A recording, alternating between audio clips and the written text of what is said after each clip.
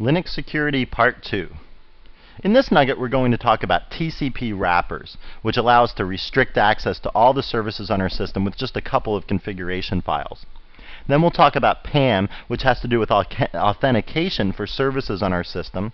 And finally, we'll cover firewalls, and specifically IP tables, which is the firewall command used in the 2.4 kernel. Let's get to work. Alright, well, let's begin by talking about TCP wrappers. Now, TCP wrappers allow or deny access to all the ZynetD applications sort of in one fell swoop. Okay? Basically, there's two files out there in the etc directory. One's called host.allow, and the other one's called host.deny. And you can specify in these files which hosts are allowed access to your system and which hosts are denied access to your system. Okay, that seems pretty intuitive by the names. But you can also restrict, which services particular hosts can access and so on. Alright, so basically what happens is ZynetD is out there listening for certain traffic on the various ports of the services that it's managing.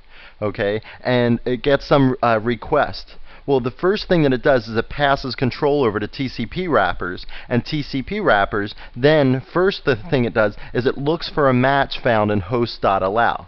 If it finds a match in host.allow, it tells Zynet that yes, access is granted. Go ahead, grant them access, go about your business. Okay. If no matches are found in host.allow, then it goes down to host.deny. Okay, so if it finds a match there, then it tells Zynet that actually access is denied and refuse access to this particular request. And if it doesn't find matches in either one, then TCP wrapper says, okay, access is granted, control is passed back to you, and then Zynet takes over. Okay, so instead of doing it like we did in the last video, where you can control what ZynetD does for various applications in, on an application by application basis, here you can kind of do it all at once. Okay, and now what we're going to do is look at the format of those files, the etc host.allow and the host.deny files.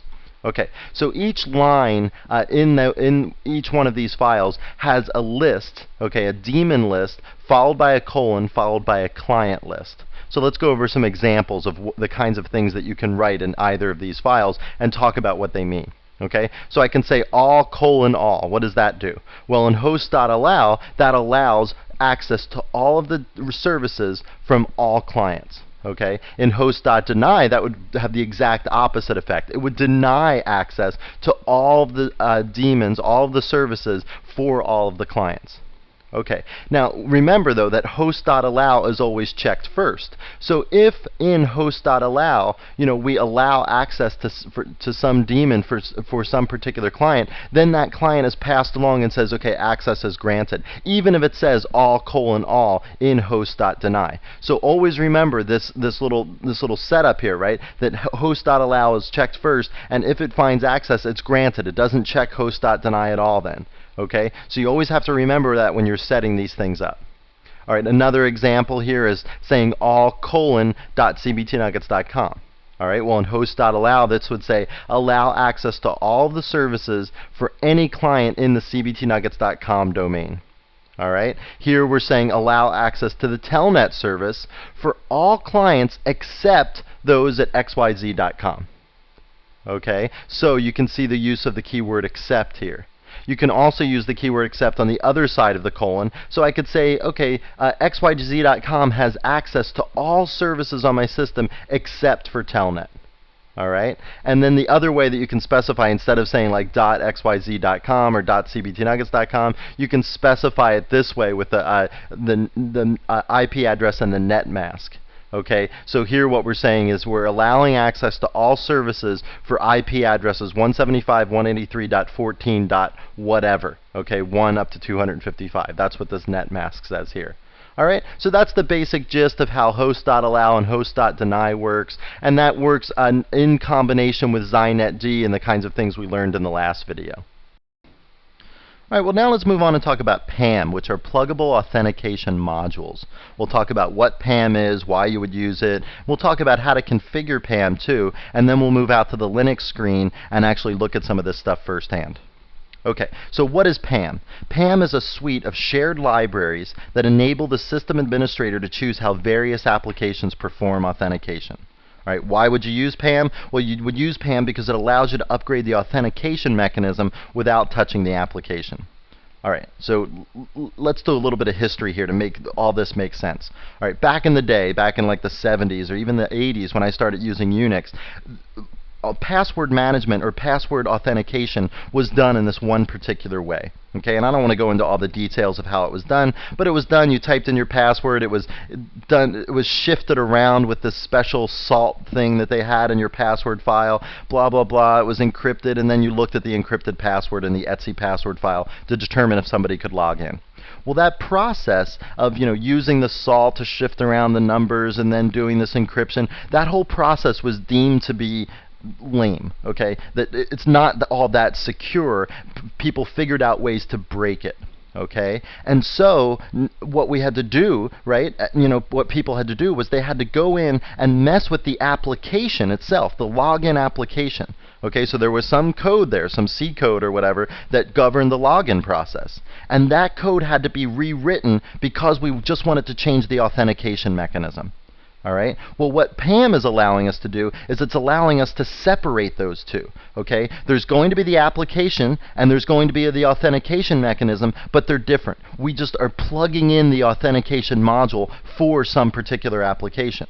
All right. So, okay. So that's what PAM is doing. It allows us to separate those two, so the applications can live out there. We don't have to go in and mess with the source code and recompile the application if we want to change how we're doing authentication for that particular application. All right. So let's look at some configuration options for PAM. All right, well, each file in this directory called /etc/pam.d corresponds to a PAM-aware application. Sort of the same way we looked at for Zynet, right? There was the zinetd.d directory, okay? And each file in that directory allowed us to configure some service that Zynet controlled. All right, and it's kind of the same way here. There's going to be all these different files, and each file governs a particular application. All right, now there are 4 different types of PAM modules. All right, and this will make more sense when we go out to the Linux screen and actually look at this firsthand. But for right now, let's just go through this, and like I said, it'll make more sense in a little bit. All right, there are 4 different types of PAM modules. There's authentication management, account management, session management, and password management. All right, authentication management is responsible for establishing the identity of some particular user. Okay. So for right now, we think of establishing your identity. How do you do that on a computer? You type in a password. Maybe one day that will be deemed to be lame again, right? That somebody will come up with a way to actually break into accounts, based on guessing passwords, or they'll be able to break the encrypted password in the /etc password file or something like that, and then we'll have to have a new way to establish identity. All right. Maybe in the future it's going to require a retina scan or a fingerprint or a speech recognition thing or something like that. Okay. And so we'll just be able to plug in a new authentication scheme, and we won't have to rewrite any of the applications. Okay. I hope this is starting to make sense now. All right. Then there's the account management module. All right. This is responsible for account management that doesn't have to do with authentication. All right, so perhaps there's some application out here that you're trying to gain access to, and you've typed in your password or whatever, and you established your identity. But there could be other rules. Even if you are a certain person that normally has access to this application, maybe it's outside of business hours, and we don't allow access to this application after 5 p.m. or something. Okay, so these are non-authentication based ways that we're controlling access to the accounts, to that particular application. All right, then there's session management. This controls the kinds of things that I do before I grant you access and after I grant you access to some particular application. Okay, so maybe before I grant you access to some application, I do some logging to say, yes, I'm granting access to them. Afterwards, maybe I do some logging saying how long you spent on the application, or what kinds of things you did while you were logged on to that application, and so on. Okay, and then there's password management, which has to do with like password policies. Things like how many times do you get to try to log into some user and fail before something happens, before the console's reset, or before we print out some warning message in some log file or something like that. Okay, so those are the 4 types of PAM modules. Let's move out to the Linux screen and look through this directory and gain a deeper understanding of how PAM works. All right, well, you can see here that I'm in the Etsy pam.d directory. Okay, and if I do a listing in this directory, you're going to see a whole bunch of files here, and each one relates to a PAM-aware application. So you can see the SU program, the sudo program, the login program, all these Red Hat config programs, and so on. Okay, these are all controlled. The authentication of all of these programs is controlled by PAM. All right, so let's look at one of these particular files. Let's just look at the login file. And the structure of this file is the same as the structure of all these other files. Okay, each line contains 3 fields. The first field is the module type, and we just talked about the 4 module types for PAM. Authentication, which is represented by AUTH, account, password, and session management.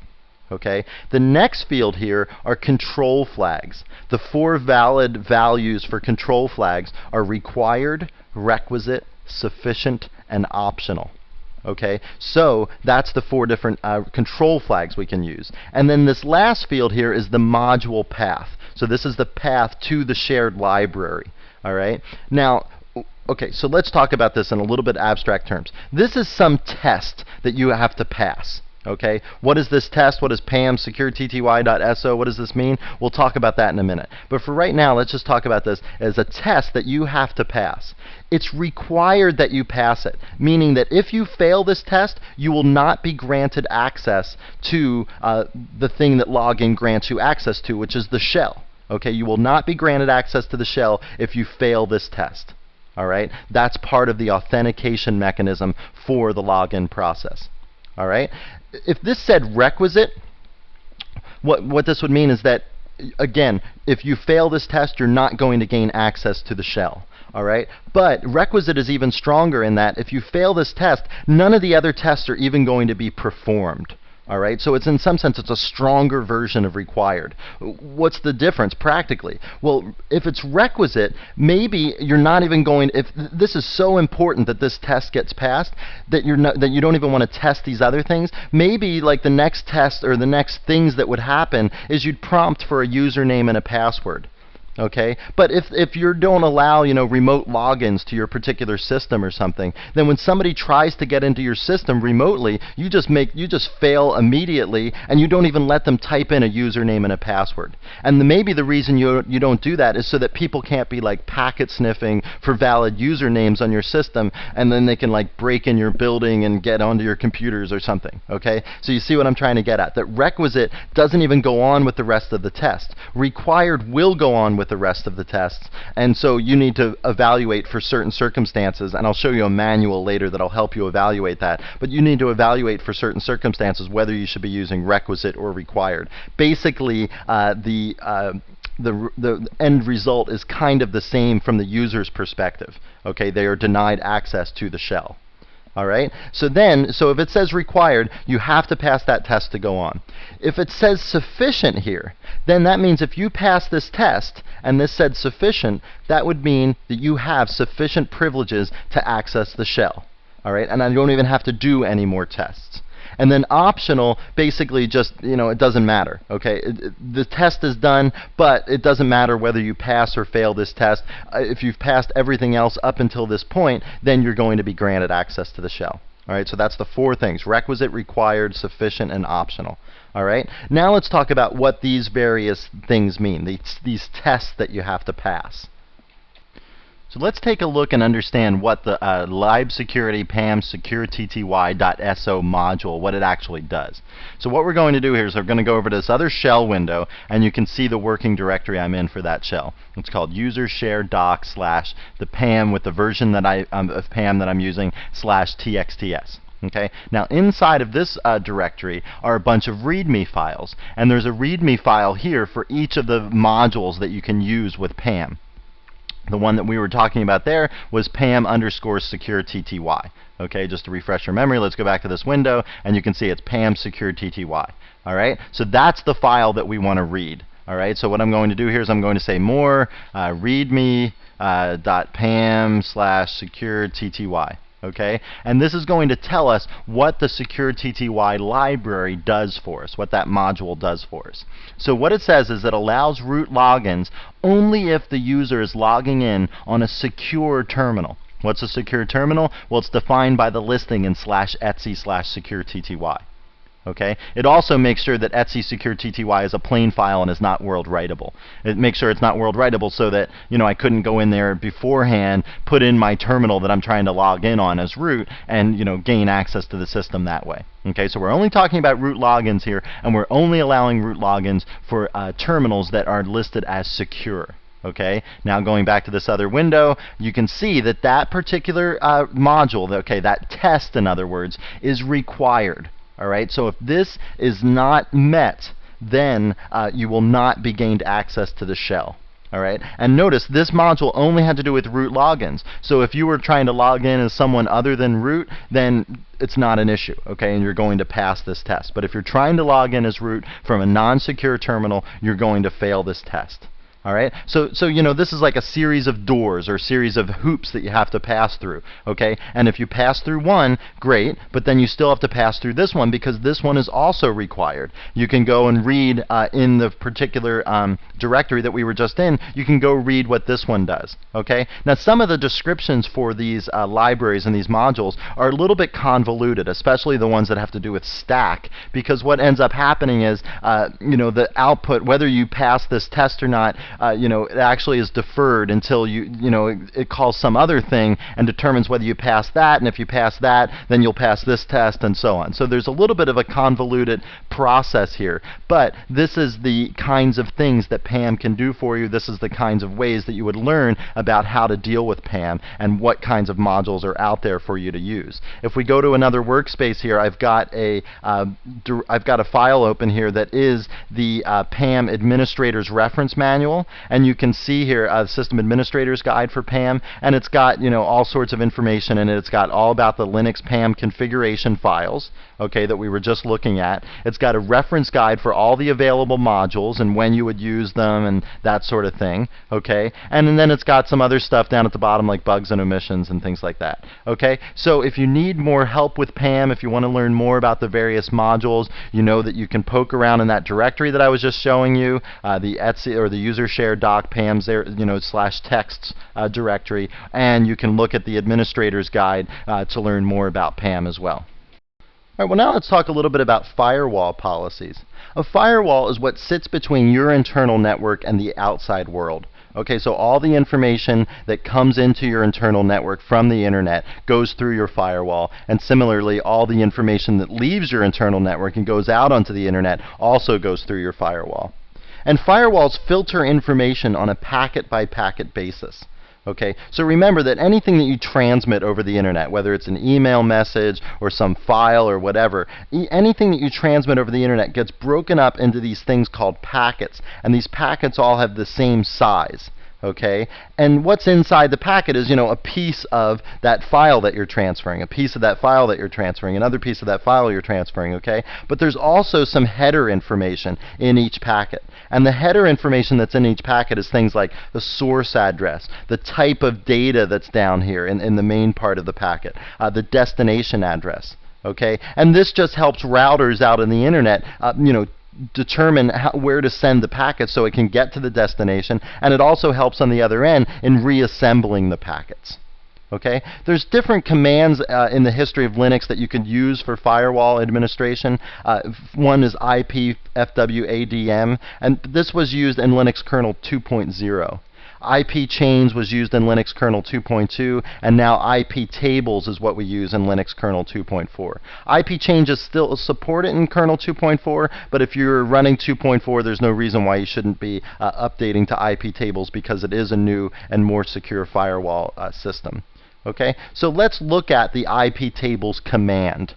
All right, and this is how you add rules to the IP tables firewall so that you can filter more things or whatever, and just change the way the firewall behaves. Okay, so this is the command, and then I've broken down what each piece is down here, what all the different options for each piece is.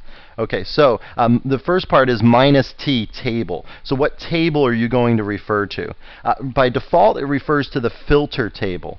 Okay, so you're just packet filtering, or you're filtering packets is what we say, meaning that you're weeding out packets that you don't want to come to your particular network for whatever reason. Okay, NAT and mangle are two other choices for table. NAT is when packets are establishing a new connection. That's the table you would refer to. Mangle is if you're going to alter packets. That's the table you should refer to for that. We're just going to focus on filtering packets. Okay, then the actions that you can take are minus capital A for append, minus D for delete, L for list, or F for flush. Okay, so basically what we're saying here is we're going to have this whole table of rules. And whenever we execute one of these commands, if we say minus A for the action, then that's going to append this rule onto all the existing rules that we've already created. If I want to delete a particular rule, then I use the minus capital D option, and I specify the rule that I want to delete. I can also just list my rules, or I can flush all of the rules. Now, for certain actions like append and delete, you're giving a particular direction that you're talking about. Okay, so you're saying for packets that are coming into my system, for packets that are leaving my system, or for packets that are going through my system in some forwarding capability. Okay, so some firewalls, might see a packet, or some router might see a packet, and it's just destined to be forwarded through the router. It's not actually coming to your internal network. It's just using your thing as sort of a hop to get to the next place. Okay, the packet pattern, we can say minus lowercase s followed by some IP address to look for packets that are coming from some particular source IP address. Okay, we can also filter out packets based on its destination address. Okay, and there's other rules here too that you can look up in the man pages for IP tables. Okay, and then fate is what you do with the packet once it matches some pattern and it's followed along, and it's in the right direction and everything like that. Okay, do you drop the packet, do you accept the packet, or do you reject the packet? Okay, so let's just look at some examples of some rules, some IP tables rules. So here I can say IP tables minus A input, minus S, this IP address, minus J drop. So what this is saying is packets that are coming to my system from this source IP address, I want to drop. Okay, so that's what's going to happen to the packets coming from that IP address if they're destined for my particular local network. Okay, here what I'm saying is minus A forward, minus J drop. So this is saying I'm filtering out all packets that I would just forward. I'm just going to drop those packets. I'm not going to act as a forwarding box for some other router.